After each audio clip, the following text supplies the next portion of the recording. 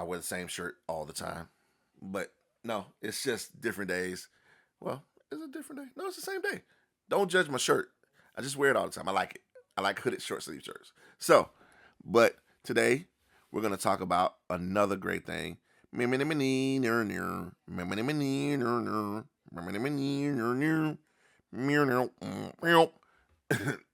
X-Men 97. And I'm not going to talk about the show as much as I want to talk about what they're getting right. Well, what they're getting right is they're taking the characters and they're evolving them. They're not taking them to different spaces. They're not making them all kind of goofy stuff that people that didn't read about them know anything about. But they are evolving the characters like you should. Growth is a good thing, guys. Developing a character is good. Totally making it not about what people know the character to be, not good. Now, that being said, they made Cyclops and all these other guys, they do all these different things, but why they got it right is because they thought about the characters and who they would be today. As you should think about characters and who they should be today. Wolverine is always going to be Wolverine. Not much changing in that dude. That's who he is. But the other characters, they truly do evolve, and they truly are more thoughtful. It's a very thoughtful show. So how do you get it right in the movie version of these things? Well, you make people care about the characters without making them seem whiny or needy or wimpy or any other insert adjectives of craptastic stuff that they do. You just make good characters and evolve them and make them grow up. With this season, I was like, damn. It started out okay with a banger. It started out with a banger. Who, even though it's in the comics, I didn't expect them to be so true to the comics as they were, with while still kind of making their own twists and turns. They were pretty true to the comics. You got Magneto becoming an X-Men and leading the team, which he does. You find out a lot of different things, a lot of different twists and turns. Like you got Mr. Sinister coming back, and it's not so Morph, and everybody was afraid, but Morph is actually probably one of the better characters, right? So, like I told everybody before, when you make the characters good, you remove all doubt.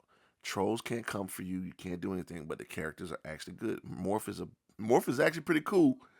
And in the last few episodes, he's been kind of really the one line king. He's the one line king, but he was always kind of the funny guy, but he's the one line king in these episodes. So I'm digging Morph. As you're developing, as you're watching these shows, the shows are really getting more and more evolved. Wasn't so much of a fan of the Jubilee episode. Jubilee was never really one of my favorites. It just kind of, you know, making a whole episode about Jubilee, it's kind of a reach. And Sons, nah, Jubilee episode, no. Storm, I'm always here for Storm because she's a baddie. But Storm is, I'm always gonna be here for Storm.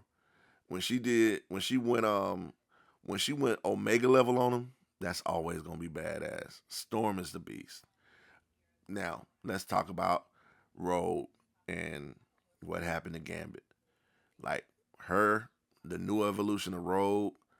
Who would have thought that she was just gonna be just vengeance and anger personified, trying to get back, and how they're bringing in like characters subtly into this. You're seeing your Marvel universe evolve and open up. Now, if they're opening all of this up and making a whole animated Marvel universe, that's doing it right. You had Doom in this last episode. You had a lot of different characters in this episode. Spider Man.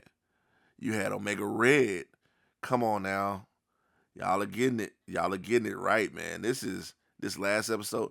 And I'd be remiss if I talk about like didn't talk about like Magneto and how he just kind of, spoiler alert, ruined the world and declared war.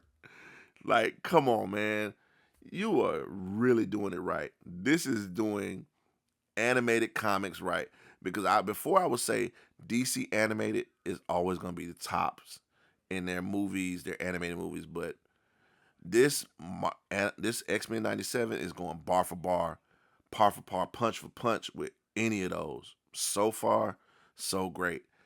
No matter where we land on this, we're gonna be landing on a cliffhanger. You know that for next season because they want us to come back. That's just gonna be. I'm gonna be waiting. I'm gonna be waiting. I thought I was waiting for it, Invincible, but man, this X-Men 97 is going crazy.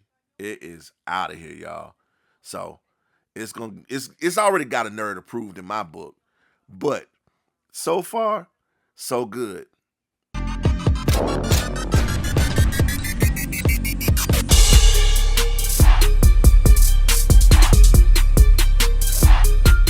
If you made it this far, thanks again. Like, share, subscribe to our content. We appreciate everything you do. If you like my face and you hate Kyle's face, look up here. And if you like Kyle's face for some weird reason, you might be looking somewhere else. But look in the mirror at yourself because you might did it wrong. Right here.